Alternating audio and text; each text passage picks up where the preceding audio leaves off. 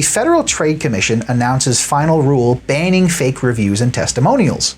The Federal Trade Commission today announced a final rule that will combat fake reviews and testimonials by prohibiting their sale or purchase and allow the agency to seek civil penalties against knowing violators.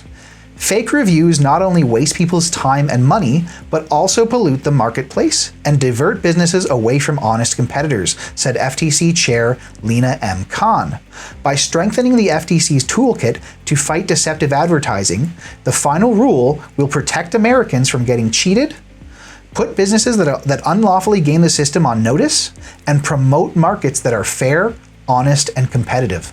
The final rule announced today follows an advance notice of proposed rulemaking and a notice of proposed rulemaking announced in November 2022 and June 2023, respectively. The FTC also held an informal hearing on the proposed rule in February 2024.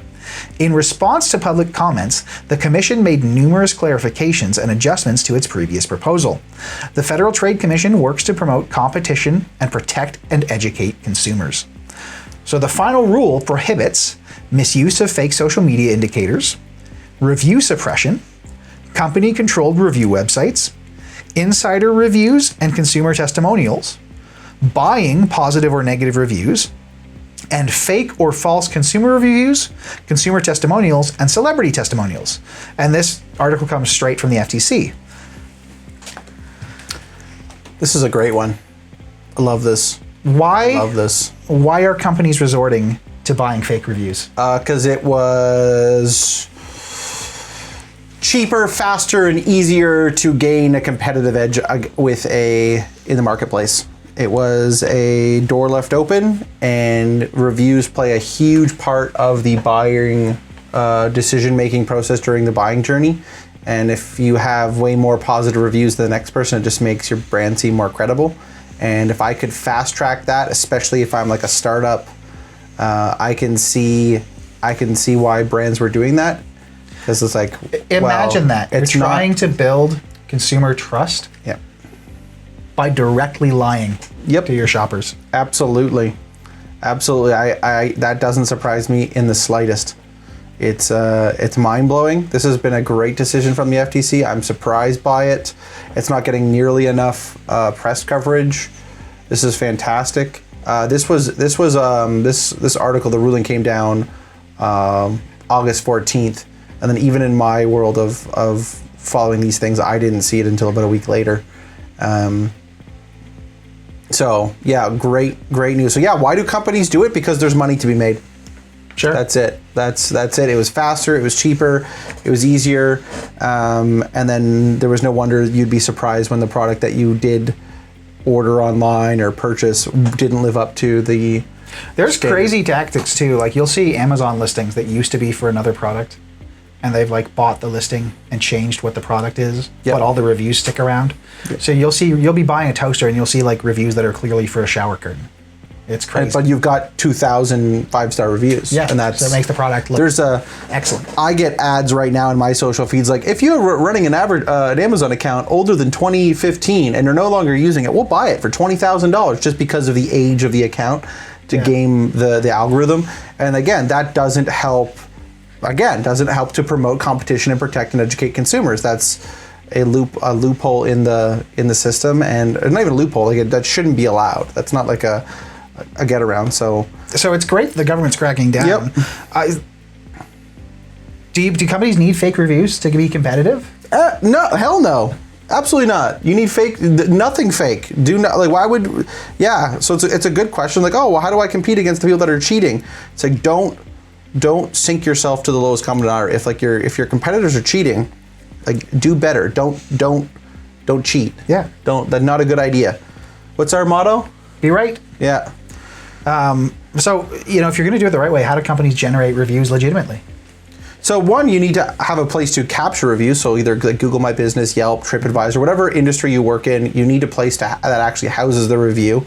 And typically that's a third party. So you're not like hosting a review that's hosted on your website is more considered a testimonial because there's nothing proving that that review is real. It's just like, great, I had a text box on my website and Susie Q from wherever said how wonderful we are. No, I want that to be tied to something. So like Google, Google My Business, Google Business Profile, Apple, Yelp, TripAdvisor. There's a bunch. There's a ton of review sites depending on the industry you're in. Cool. And then to generate reviews, I need to ask people. I need to reinforce, like, hey, I'm asking for positive feedback. I'm asking for any feedback.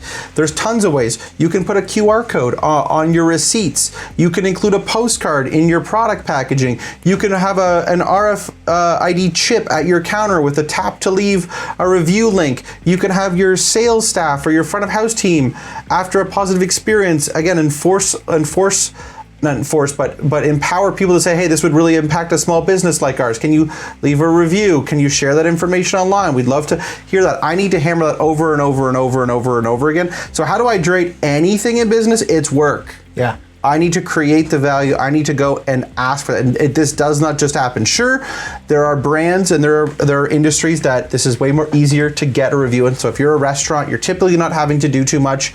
You know, people love taking pictures of their food. You know, great if you're in an industry that doesn't have those advantages. Then, restaurants still work hard for their reviews. Yeah. Like, it's not uncommon for me to see a discount on your meal if you show them your review.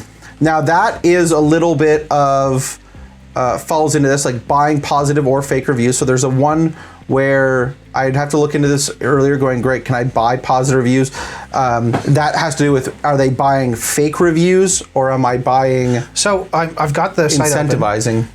The final rule prohibits businesses from providing compensation or other incentives conditional on the writing of consumer reviews expressing a particular sentiment. Ah, okay. So if you it's so the way that they have to structure it, if you show them your one-star review, you still get the discount. Yeah, there you go. Yeah, which is hilarious. There are plenty of tools out there in the market currently where it will ask you for a review, and if it's a 4 or 5 star, it will then direct you to leave that review in Google or whatever, so it'll filter out the bad ones. And if it's a 1, 2, or 3 star, it will direct you to customer service. And there's lots of that out there where it's a review filter. Yeah. Now, obviously, nothing we say is legal advice. It's not legal advice. But if I'm reading this correctly, that will be expressly illegal. Yes. Under this ruling, under review suppression. The final rule prohibits businesses from using unfounded or groundless legal threats, physical threats, intimidation, or certain false public accusations to prevent or remove a negative consumer review. The final rule also bars a business from misrepresenting that the reviews on a review portion of its website represent all or most of the reviews submitted when reviews have been suppressed based upon their ratings or negative sentiment. We know brands that use stuff like this, and we've always been against it. It's a cheap, easy way to filter out. We have tactics for dealing with bad reviews. We don't have very many ourselves, but getting a bad review allows your customer service to actually shine through. If everything is good, I mean, we've all done this, you've all looked at the 5-star and you're looking for, like, well, what the hell is wrong with this brand? Like, it can't be 400 5-stars. There's got to be something wrong. I want those wrong ones to show through because people are looking for them, and that it's got to pass the smell test. So great, it was a 3-star and we didn't meet expectations on something. I now need to show people why we're actually good. Yeah. If everything is 5-star, singing the praises, I'm not alleviating those concerns.